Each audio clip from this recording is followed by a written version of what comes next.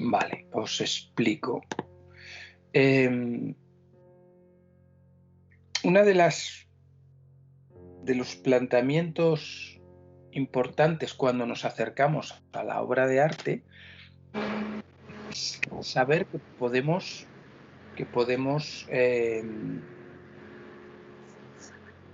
realizar distintas aproximaciones, ¿no? Que tienen distinta profundidad. Por un lado, el primer paso, el paso más primario, es el que tiene que ver con lo sensitivo, con todo lo sensorial. Y ahí es donde llegamos con lo que es nuestra experiencia personal y cómo y qué sensaciones nos provoca la obra que estamos contemplando. Esta parte tiene que ver mucho con las experiencias previas que hemos tenido en el mundo cultural, y por tanto esta lectura, este nivel de lectura es el más superficial, ¿no? Yo coloco delante de la obra lo que puedo a partir de mi experiencia previa. Entonces, ese es como un primer encuentro, como una primera pasada, ¿no? Cuando empezamos a conocer cosas sobre arte, empezamos a poder tener criterios a un nivel que va un poquito más a fondo, ¿no? Todo aquello que tiene que ver con la gramática, con la forma, con lo que el objeto como tal, la obra como tal nos cuenta.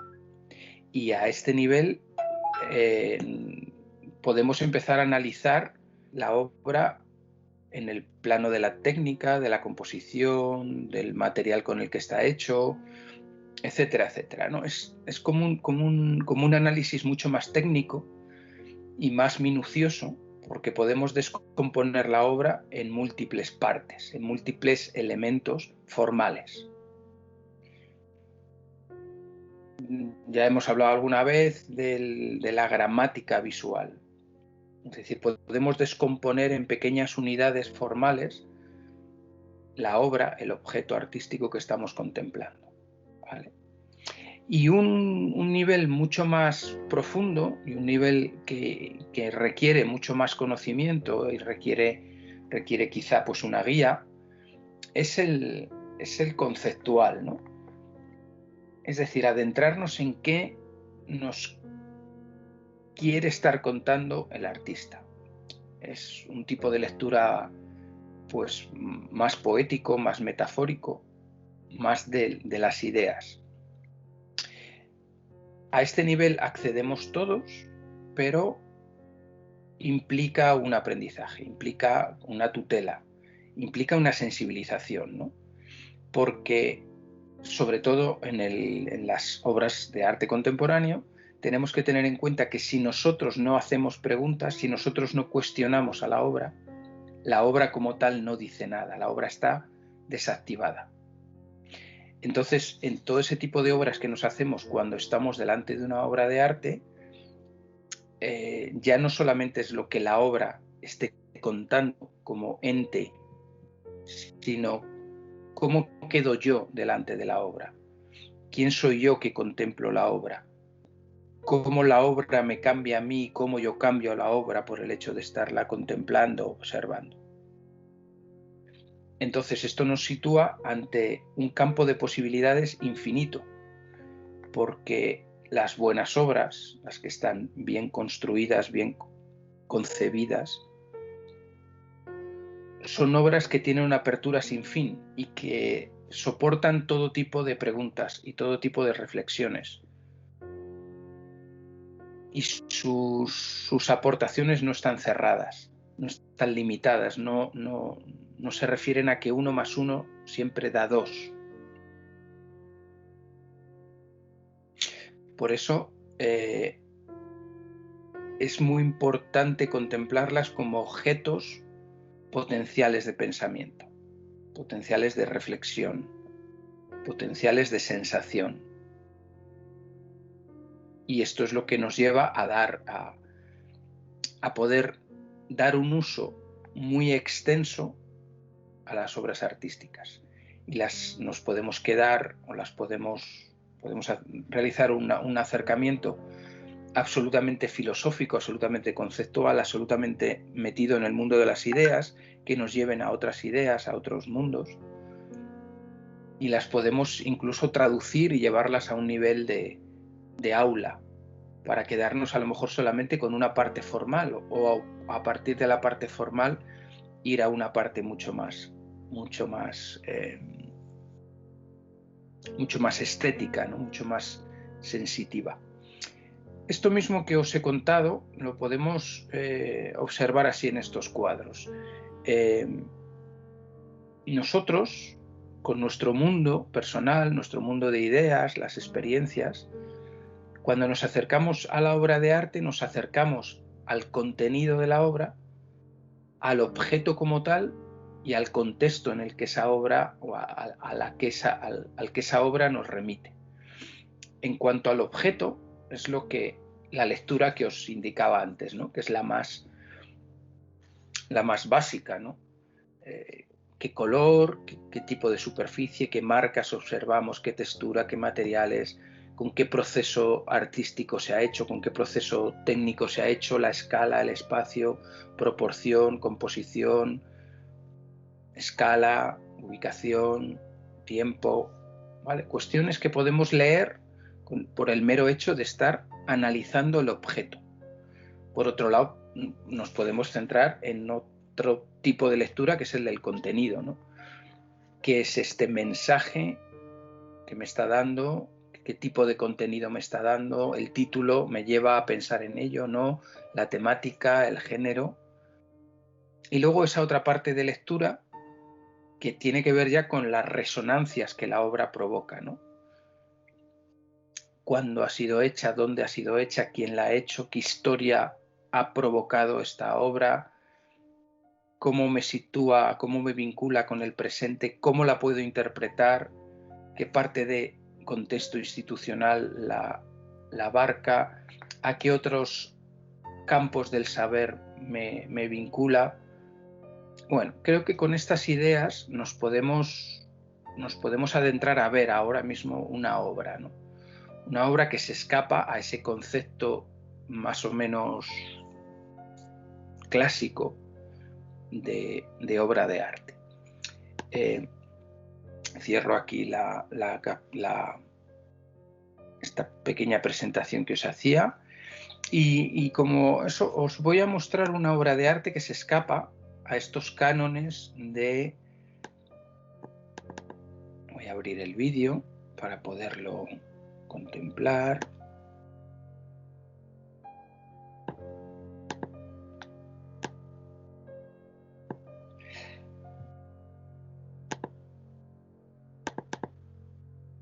Vale, ahora le dará el play. Vamos a ver que es una obra de arte que se sale de eso que decía clásico, porque no es algo que se cuelga en una pared, no es algo que está en un museo al uso y digamos que desborda el espacio, desborda los cánones de lo que a priori podemos pensar que es una obra de arte. Vamos a darle al play y vamos a ir escuchando un poco. Voy parando y haciendo algún comentario. Doris Salcedo con Palimpsesto ha hecho una obra monumental en el sentido de la escala, pero monumental también en el sentido de que ha querido hacer un monumento, pero un monumento de aquello que desconocemos, un monumento no tanto de una identidad colectiva, un monumento no al uso, sobre todo de los monumentos del siglo XIX y de una parte del siglo XX que conmemoran victorias, sino en este caso lo que ha querido recrear, lo que ha querido nombrar es justamente a todos aquellos que no tienen nombre, aquello que desconocemos, aquello que de algún modo está fuera de la historia. En un espacio tan bello como es el Palacio de Cristal, lo que ha buscado Doris también es trabajar justamente en lo opuesto de la verticalidad del edificio, que es justamente este aspecto horizontal. Ha hecho un memorial que tiene bastante de lápida conmemorativa, pero también de féretro, de algo, de un féretro por alguien que ya no existe. El proceso... Antes de escuchar al artista hablar, el espacio, bueno, este que estaba hablando aquí es el director del Reina Sofía. Lo que estáis viendo es el Palacio de Cristal, que supongo que más de una de vosotras lo conocerá. Esto no tiene que ver mucho con un museo de arte al uso. Tiene más aspecto de un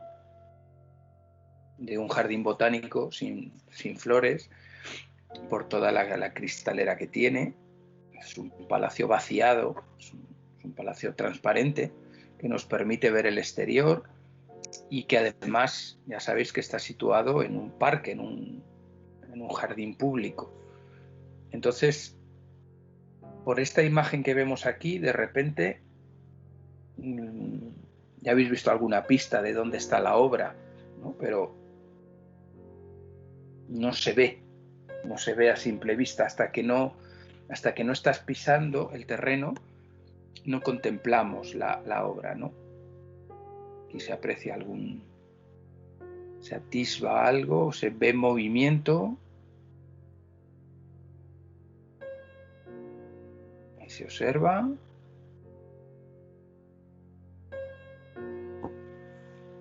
Y fijaros, el director del Reina Sofía habla de la palabra monumento.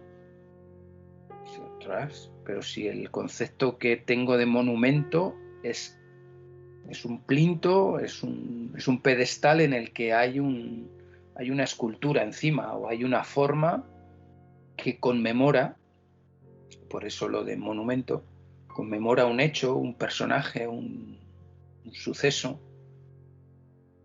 Y aquí ni hay pedestal, o aparentemente no hay pedestal, aparentemente no hay figura, no hay tal. Lo que sí que hay es inscripción, algo que hay en los monumentos. Y además la tipografía, ¿veis? Este tipo de letra es muy parecida, ahí se ve un poquito mejor. Las mayúsculas que hay, las letras romanas que se ponen en los monumentos habitualmente.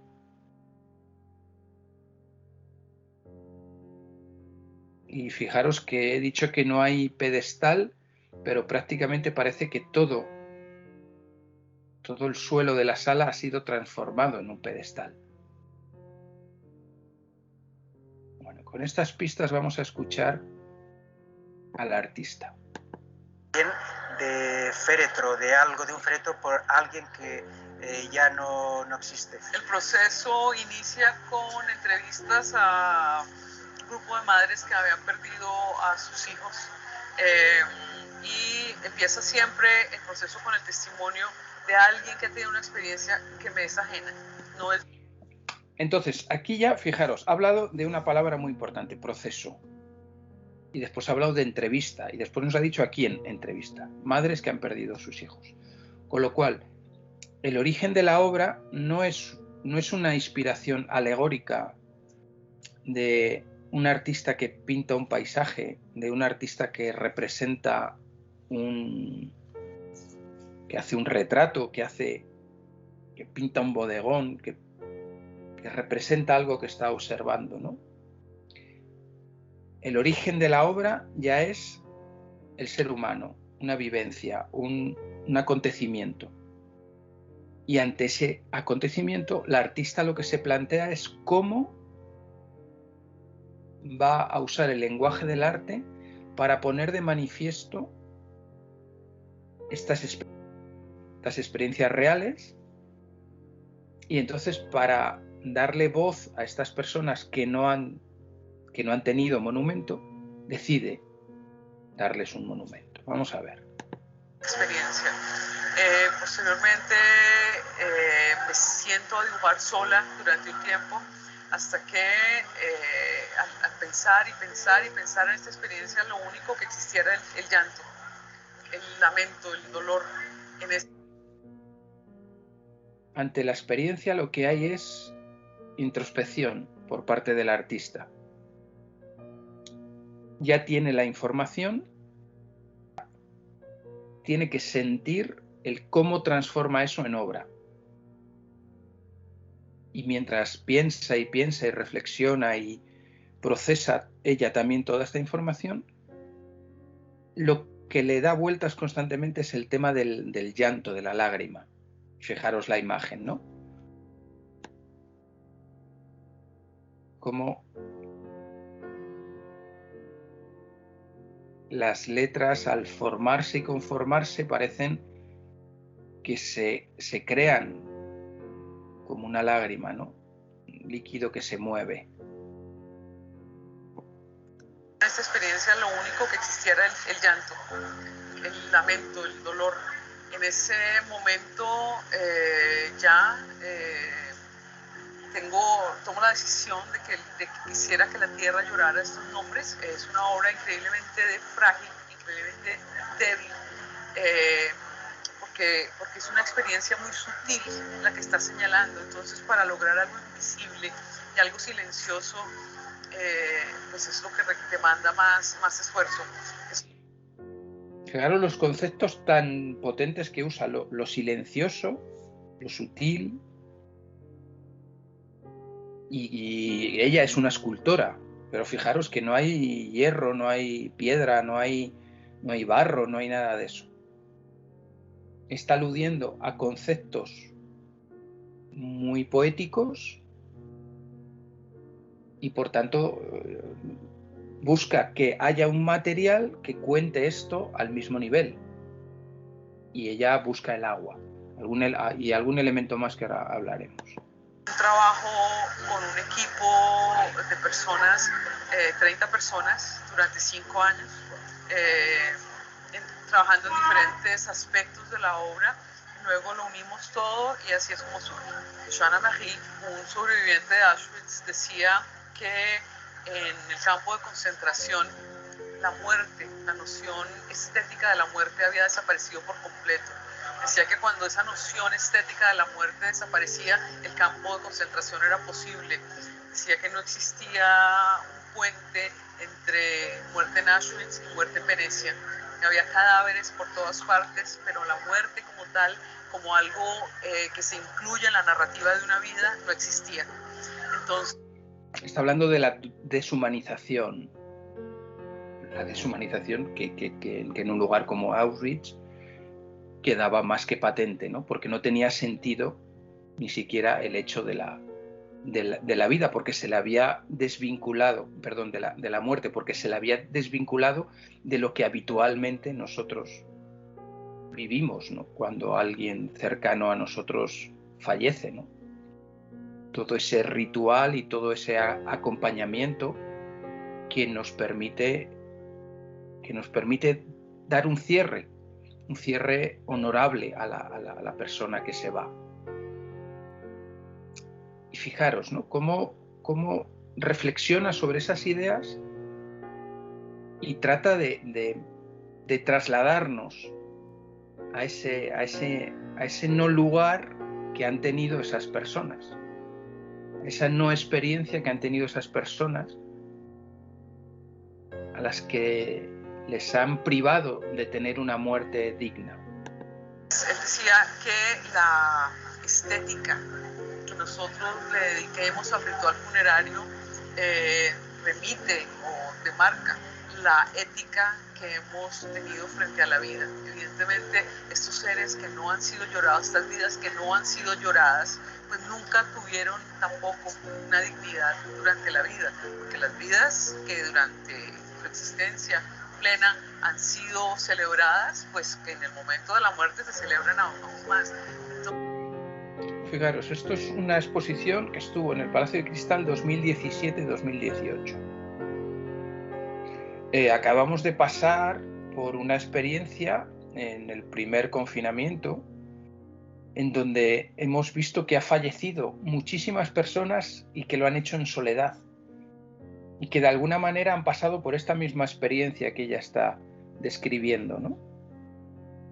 Muertes anónimas, muertes desfamiliarizadas, por llamarlo de alguna manera. Y esta es una de las grandes claves que las grandes obras nos muestran, y es que de repente son atemporales. Esta obra que estuvo presente en esa fecha perfectamente está hablando de algo que está sucediendo ahora,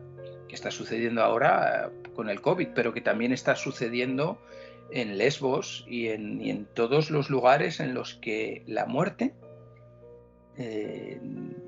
no se vive con respeto, no se da ese respeto a las personas, ¿no? La cantidad de personas de refugiados,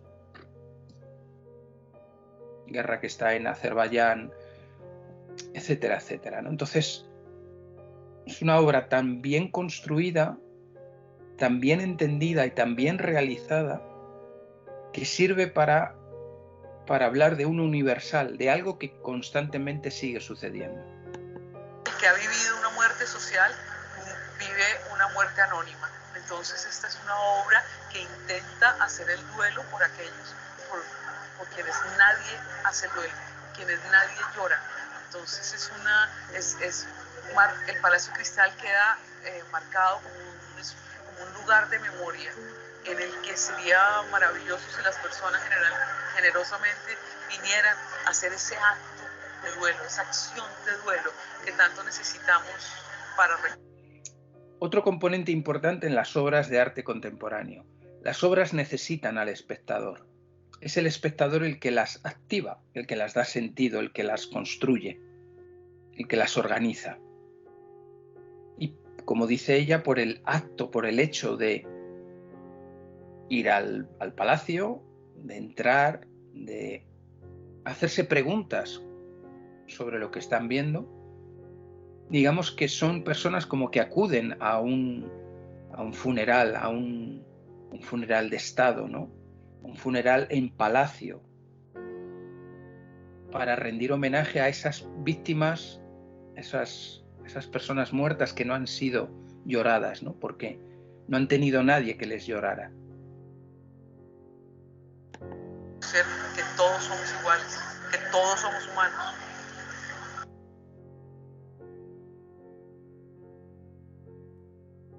Técnicamente, esta obra que veis eleva el agua, define la letra, aparece el nombre, está hecha porque debajo de este es un suelo falso, es un suelo como de goma, parecido a este de las pistas de atletismo, que por tanto es poroso, y debajo tiene pues unos mecanismos que lo que hacen es que inyectan el agua y entonces dibujan esas letras. Van dibujando distintos nombres, y en el momento que aparecen y el agua es otra vez succionada, queda la marca en la superficie y por la temperatura se va evaporando el agua, y por eso lo de palimpsesto, ¿no? El palimpsesto es el escribir varias veces sobre el mismo manuscrito. Cuando no existía la posibilidad de tener paquetes de 500 folios, pues había que usar varias veces el mismo soporte, ¿no?